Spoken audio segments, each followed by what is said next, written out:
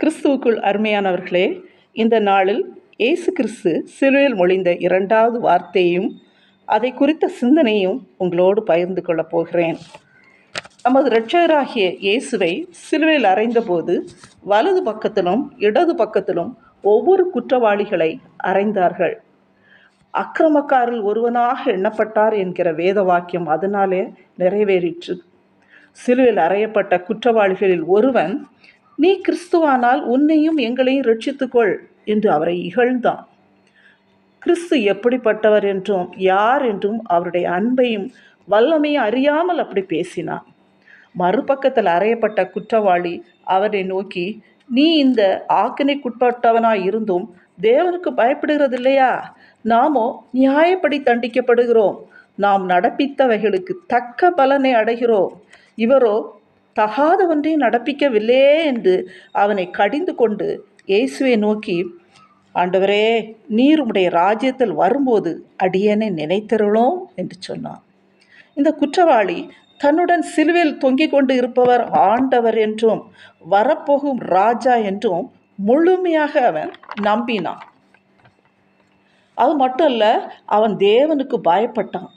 தனது பாவங்களை ஒப்புக்கொண்டு இயேசு நீதிபரர் என்று வெளிப்படையாக கூறினான். அந்த இடத்துல இவன் ஒருவனே இயேசுவை மெய்யாய் விசுவாசித்து பரலோகத்துக்கு செல்ல வேண்டும் என்று விரும்பி கேட்டான். அந்த சூழ்நிலையில் பார்க்கும்போது இயேசுவோடு 3 வருடங்கள் நடந்த சீடர்களின் நம்பிக்கை தடுமாறிதான் இருந்தது. இயேசு உயிர் தெழுந்த பிறகு மாலையில் இயேசுவோடு எம்மாவுக்கு நடந்து சென்ற 2 பேர் இயேசுவிடம், இயேசுதான் இஸ்ரவேலை மீட்டு ரட்சிப்பவர் என்று நாங்கள் நம்பியிருந்தோம். இவைகள் சம்பவித்து இன்று 3 நாளாகிறது என்று நம்பிக்கை இழந்து கூறினார்கள். ஆனால் இந்த குற்றவாளி நம்பிக்கையோடு சொன்னான், இயேசு சிலுவையில் மரித்தாலும் உயிர் தெழுவார் என்று விசுவாசித்து கேட்டான்.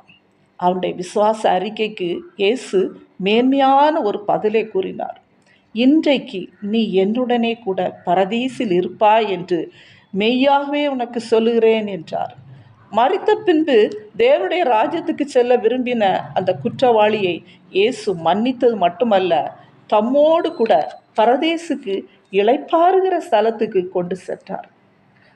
எத்தனை பெரிய பாக்கியத்தை பெற்றுக்கொண்டான் என்று நான் நினைக்கிறேன். அருமையானவர்களே, மனுஷனுடைய நாட்கள் புல்லு கோப்பாயிருக்கிறது. வெளியின் புஷ்பத்தை போல பூக்கிறான். காற்று அதன் மேல் வீசின உடனே அது இல்லாமல் போயிற்று. இந்த நிலையத்தான் நாம் அனுதினமும் பார்க்கிறோம். இந்த பூமியில் வாழ்கிற பெரும்பாலான மக்களுக்கு வாழ்க்கையின் நோக்கம் தெரியவில்லை. ஏன் பூமியில் பிறந்தோம், ஏன் வாழ்கிறோம், மரணத்துக்கு பிறகு நமக்கு நிலைமை என்ன என்று அறியாமலே மறைந்து போகிறார்கள்.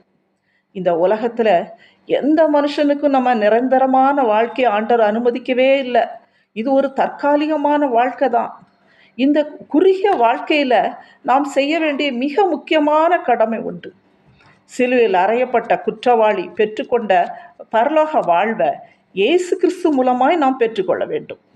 இந்த பாக்கியத்தை மனுமக்களாகிய நமக்கு அருளவே இயேசு கிறிஸ்து இந்த உலகத்தில் பிறந்து நம்முடைய பாவங்களுக்காக அவர் சிலுவையில் அறையப்பட்டு இரத்தம் சிந்தி ஜீவனை கொடுத்தார். இதை விசுவாசித்து நமது பாவங்களை நாம் அறிக்கையிட்டு விட்டுவிடும்போது இயேசு நம்மை ஏற்றுக்கொள்ளுகிறார். அவர் தருகிற ஒரு தெய்வீக சமாதானம், இந்த ரட்சிப்பு, இன்னும் மரணத்துக்கு பிறகு பரலோக வாழ்வையும் பெற்றுக்கொள்ளலாம். இவை அனைத்தும் இயேசப்பா நமக்கு இலவசமாக தான் தருகிறார். சிலுவையில் அறையப்பட்ட அந்த குற்றவாளியை போல நம்ம வாழ்க்கை முழுவதும் இஷ்டம் போல பாவம் செய்துவிட்டு இறுதி மூச்சு விடும்போது இயேசுவை நோக்கி கூப்பிட்டால் பரலோகம் போய் விடலாம் என்று யாரும் நினைக்க வேண்டாம். காரணம், நமது வாழ்வின் முடிவு நம்ம கையில் இல்லை. ஒவ்வொரு நாளும் எதிர்பாராத விபத்துகள், நோய்கள் ஏற்பட்டு மரணம் நேரிடுகிறது. இறுதி நேரத்தில் ஆண்டவரை நோக்கி கூப்பிட ஒரு ரட்சிப்பை பெறாமலே அநேகர் மரித்து விடுகிறார்கள். எவ்வளோ பரிதாபம்! எனவே ஆண்டவர் கொடுத்துள்ள இந்த நல்ல நாட்களில் மனம் திரும்பி இயேசு கிறிஸ்து அருளுகிற ரட்சிப்பையும் மரணத்துக்கு பிறகு நிலையான பரலோக வாழ்வை பெற நம்ம விரும்புவோம். நாம் அநேக வேளைகளில் உலக காரியங்களுக்கு மட்டும் முக்கியத்துவம் கொடுத்து உலக காரியங்களிலேயே மூழ்கி விடுகிறோம்.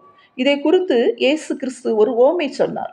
மிகுந்த செல்வந்தன் ஒருவனுடைய நிலம் நன்றாய் விளைந்ததாம். எனவே அவன் தனது தானியங்கள் எல்லாம் சேர்த்து வைக்க இடம் இல்லாதபடியினால தனது களஞ்சியங்கள் எல்லாம் இடித்து பெரிசா கட்டி விளைந்த தானியங்களை சேர்த்து வைத்து, ஆத்துமாவே, உனக்காக அநேக வருஷங்களுக்கு அநேகம் பொருட்கள் சேர்த்து வைத்து விட்டேன், நீ இளைப்பாரி புசித்து குடித்து நல்லா என்ஜாய் பண்ணு என்று அவன் தனக்குள்ளே சொல்லி கொண்டானான். தேவன் அவனை பார்த்து சொன்னாராம், மதிகேடனே, உன் ஆத்துமா உன்னிடத்திலிருந்து இந்த ராத்திரியிலே எடுத்துக்கொள்ளப்படும், அப்பொழுது நீ சேரித்தவைகள் யாருடையதாகும் என்றார். இந்த நிலைமை ஏற்பட்டால் எவ்வளவு பரிதாபமான முடிவு ஏற்படும் நினைத்து பாருங்கள். எனவே நாம் வாழ்கிற இந்த நாட்கள்லேயே இயேசு கிறிஸ்து அருளுகிற பாவ மன்னிப்பாகிய ரட்சிப்பை பெற்று அனுதினம் அவரோடு பேசி வேத வசனத்தை தியானிக்கிறது மூலம் அவருடைய சத்தத்தை கேட்க பழகிக்கொள்வோம். அப்பொழுது எந்த நேரத்திலும் மரணத்தை நம்ம சந்திக்க ஆயத்தம் உள்ளவர்களாக நம்ம இருக்கலாம். அது மட்டுமல்ல, தேவன் நம்ம ஒவ்வொருவரையும் அவரது சித்தத்தை நிறைவேற்றி முடிக்க எதிர்பார்க்கிறார். வேதத்தில் ஒரு சம்பவம் கூறப்பட்டுள்ளது. ஒரு பெரிய பணக்காரன் ஒருவன் அனுதினமும் சுகபோகமாய் வாழ்ந்து கொண்டிருந்தானாம். அதே வேளையில் அவனோட வீட்டில் வாசலில் ஒரு லாசரு சொல்கிற ஒரு ஏழை மனிதன் இருந்தானாம். அவனுக்கு ஆகாரம் கொடுக்கப்படலை. பணக்காரனுடைய மேஜையிலிருந்து கீழே விழுகிற சிறிய ஆகாரங்களை மட்டும் அவன் சாப்பிட்டானான். 2 பேரும் ஒரு நாளில் மரித்தாங்களாம். தரித்திரம் வந்து மரித்த போது தேவதூதர்கள் வந்து அவன் ஆத்துமாவை அவனை வந்து எடுத்து சென்று ஆபிரகாமின் மடியில் கொண்டு போய் விட்டாங்களாம். ஐஸ்வர்யான் பணக்காரன் மரித்த போது அவன் பாதாளத்திலே தள்ளப்பட்டானான். அங்கே வேதனைப்பட்டுட்டு தன் நாவை குளிர பண்ணுவதற்கு லாசரு தன் விரலின் நுனியை தண்ணீரில் தோய்த்து என் நாவை குளிர பண்ணும், நான் அக்கினி ஜுவாலையில் வேதனைப்படுகிறேனே என்று சொல்லி கூப்பிட்டானான். அது மட்டும் இல்லை, அவனுடைய சகோதரர்கள் கூட இந்த இடத்துல வராதபடிக்கு ஏதாவது நீங்கள் செய்யுங்கன்னு சொல்லி கேட்டான். ஆனால் அவனது விருப்பங்கள் ஒன்றும் நிறைவேற்றப்படவில்லை.